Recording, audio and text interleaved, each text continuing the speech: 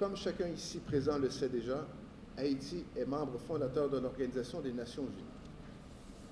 En tant que membre à part entière de cette grande communauté, Haïti a toujours œuvré pour la paix au sein des instances du système des Nations Unies. Personne n'oubliera au passage que le sénateur haïtien Émile Saint-Lô fut le rapporteur du comité de rédaction de la Déclaration universelle des droits de l'homme adoptée par l'Assemblée générale des Nations unies. Il va donc sans dire qu'Haïti est l'un des pays avant-gardistes en matière de promotion et de protection des droits de l'homme et de la paix dans le monde. De plus, dans le sens de cet engagement historique, Haïti a ratifié la quasi-totalité des instruments juridiques internationaux et régionaux en matière de protection des droits humains. Ces gestes, très importants, ont permis au pays de rester au diapason avec les standards internationaux en matière de protection des droits humains. Le nouveau Code reconnaît cet état de fait en pénalisant les violations graves des droits humains. Dès lors, afin d'apporter un soutien aux préparatifs de mise en œuvre du Code pénal et du Code de procédure pénale, et dans le cadre spécifique des dispositions entourant les violations graves en droits humains, le Programme des Nations Unies pour le développement est heureux d'apporter un appui à l'École de la magistrature dans le cadre de cette formation. Bien sûr, nous regrettons le retard observé dans les préparatifs de mise en œuvre des 10 codes. Toutefois, le PNUD est prêt à vous accompagner. Nous sommes donc là, en appui aux autorités, tout en étant à l'écoute de la société civile. J'aimerais, avant de conclure, remercier le gouvernement des États-Unis qui, via l'International Narcotic and Law Enforcement, a contribué au financement de cette activité. Et, très important, merci aux autorités, aux responsables de l'École de la magistrature, à l'OPC, aux magistrats et aux magistrates ayant fait le déplacement. Nous sommes réunis dans le décor de l'hôtel Kinam à l'occasion de l'ouverture de la session de formation sur les violations graves des droits humains et leur pénalisation dans le nouveau code pénal haïtien. En cette circonstance, il nous plaît d'exprimer au nom de tous les membres de l'École de la magistrature et au mien propre nos respectueuses considérations et nos vifs remerciements à cette auguste assemblée de si hautes personnalités dont nous connaissons leur engagement dans la lutte contre les violations des droits humains. En effet, il nous est important de faire remarquer que la session de formation sur les violations des droits humains est au cœur des priorités des États dits démocratiques. Elle s'impose dans toute sa complexité aujourd'hui et constitue une garantie de l'ensemble des droits de l'homme dans tout pays respectueux de la séparation des pouvoirs. Mesdames, Messieurs,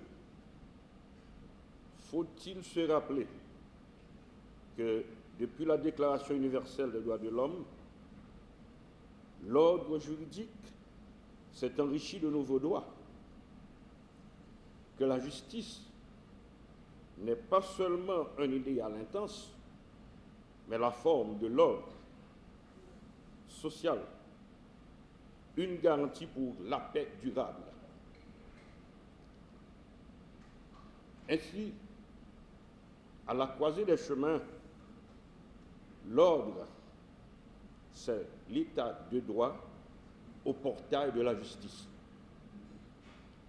À cet égard, la démarche poursuivie par l'École de la magistrature est la professionnalisation des acteurs judiciaires par la formation. L'émergence d'un état de droit ne peut se concevoir sans une bonne connaissance des textes de loi, des conventions et des traités, appuyés par une solide prise en charge et une large compréhension de la tempérance, et une bonne application des textes de loi pour une réponse adéquate aux actes de violation, aux actes de violence.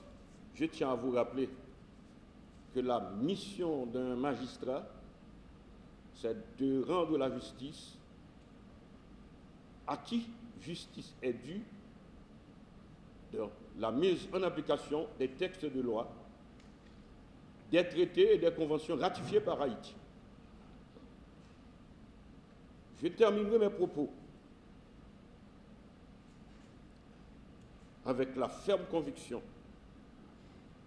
que les participants à cette session de formation verront la nécessité de contribuer à la lutte contre les violations des droits humains et profiteront toujours des occasions offertes par l'école de la magistrature dans les échanges d'expériences pour la consolidation de l'état de droit par le respect des droits fondamentaux. Le ministère de la Justice et de la Sécurité publique remercie le Programme des Nations Unies pour cette invitation à cette formation sur les violations graves des droits humains et leur pénalisation dans le nouveau Code pénal. Même s'il n'est pas encore d'application, ce travail permettra d'ores et déjà aux acteurs judiciaires de mieux apprécier le contenu de ce code et leur permettra cette facilité d'appréhension des articles qui le garnissent quand il faudra appliquer les peines qui y sont prévues. La société haïtienne vit actuellement une période violentée où les citoyens de toutes les contrées du pays sont aux abois face à certains actes de barbarie et de criminalité.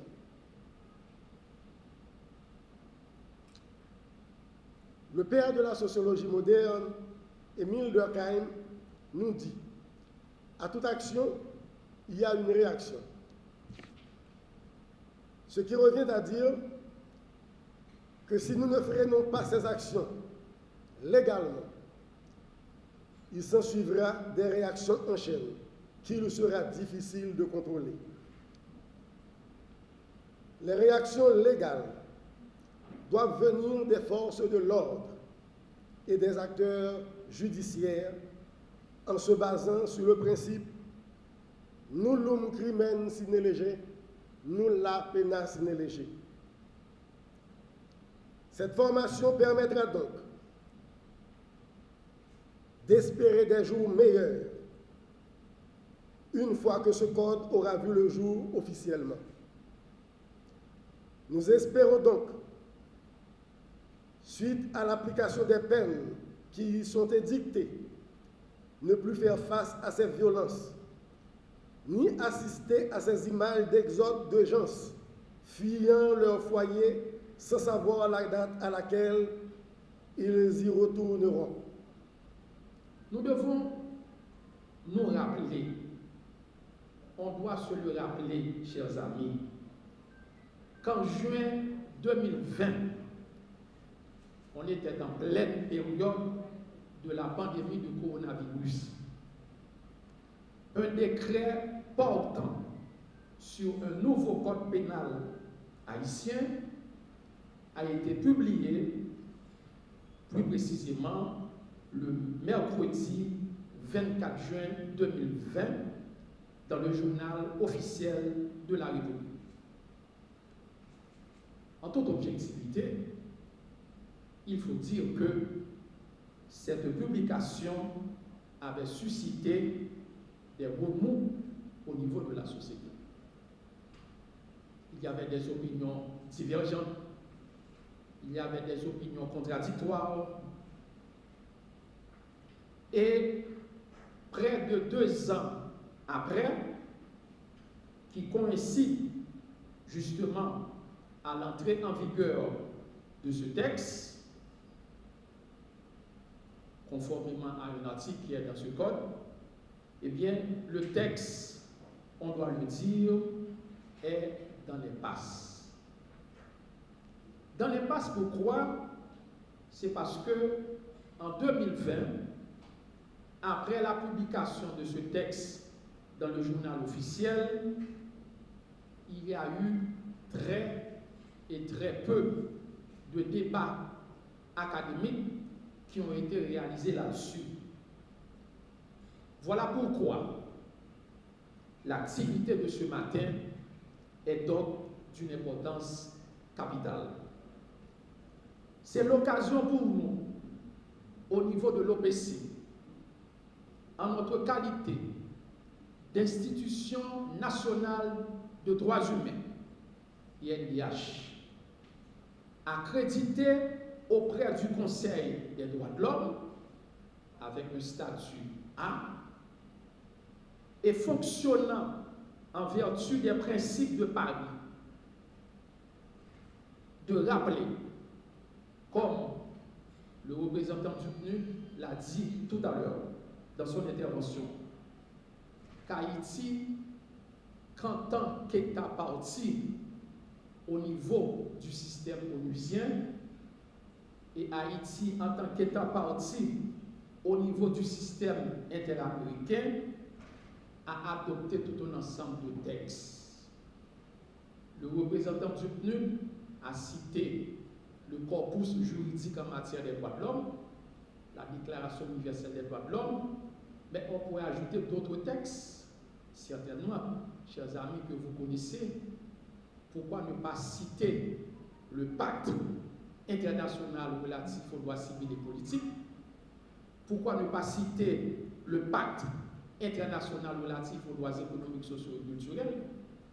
Pourquoi ne pas citer la Convention américaine relative aux droits de l'homme?